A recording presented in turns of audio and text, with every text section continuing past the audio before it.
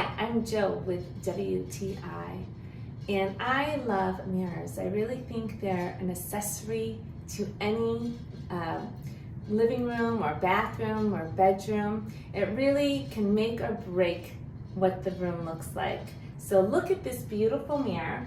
It is a size 28 by 36. I have the gold, but it also comes in black and silver.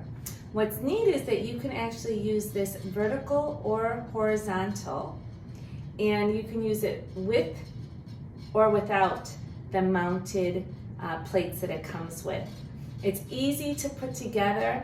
It has a beautiful tilt if you want. We love this in our bathroom because we have a small bathroom and it gives us a lot of room. My husband and I can both actually at the same time use this beautiful mirror.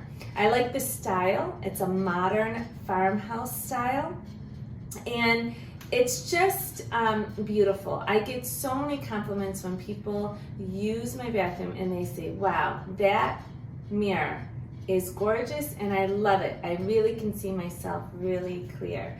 So I have really loved this mirror. My husband has too, and it's been great. And that is my point of view.